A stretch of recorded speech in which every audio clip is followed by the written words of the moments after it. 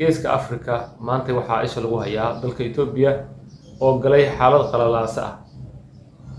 Gobolka Tigreega waxaa haysta Tigreega laftiisa oo u kala jaban qayb taageersan Abiy Ahmed iyo qayb ka soo horjeeda oo markaasi la safan Eritrea. Sidoo kale Amxaaradii ayaa iyaguna biraha u tumanaya maamulka Abiy Ahmed iyagoo doonaya inay qabsadaan Itoobiya. Waxaa arkaysaan waa qowmiyadda Amxaarada.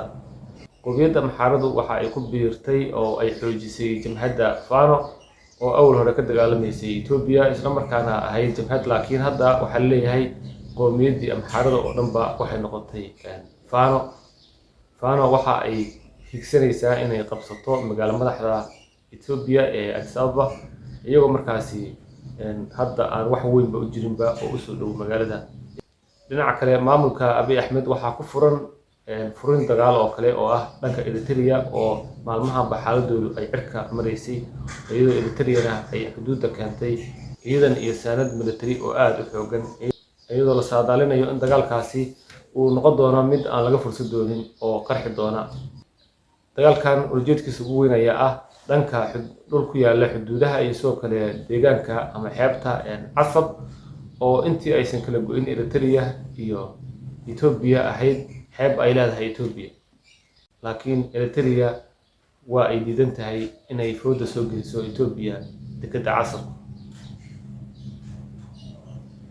dhibaatada ugu weyn ee Itoobiya hadda ay wajahayso waxay tahay in gudaheedii uu dagaal xoogan ka socdo oo Abiy Ahmed uu maareyle yahay dhibaatada ka dhex jirta Itoobiya. dhibaatada ugu weyn hadda waxay ka taagan tahay dhanka Amxaarada oo ayagu doonaya inay guud ahaanba maamulka Itoobiya qabsadaan. Amxaaraduna dabcan waa 30 milyan ilaa 27 milyan ayaa lagu qiyaasaa tir ahaan, kuwaas oo awood weyn ku dhex leh dalka Itoobiya. waxay higsanayaan inay mar uun la wareegaan magaalo madaxda Itoobiya Addis Ababa oo ay halkaasi ka arridiyaan. dhinaca kalena gobolka Tigreega ayaa dhibaato xoog leh xilligan ku jirta iyadoo Abiy Ahmed uu isku dayayo inuu u magacaabo hogaamiye cusub maamulkaasi. Eritrea iyo maamulka Tigreega garabka ka soo horjeeda Abiy Ahmed iyo sidoo kale jamhadda ama qowmiyadda Amxaarada waxay ka midaysan yihiin ayaa ah in meesha laga saaro maamulka Abiy Ahmed, taasoo u muuqata in ay Itoobiya meeshaas ku burburi doonto oo ay kala gogo'i doonto maadaama ay horeba u kala go'day tan iyo markii uu xukunka yimid Abiy Ahmed.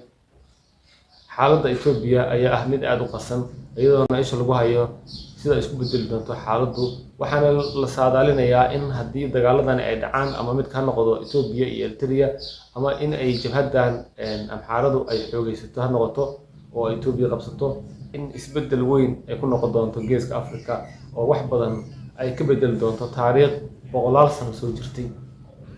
waxaan arki doonaa meesha ay ku dambeyso xaaladda Itoobiya.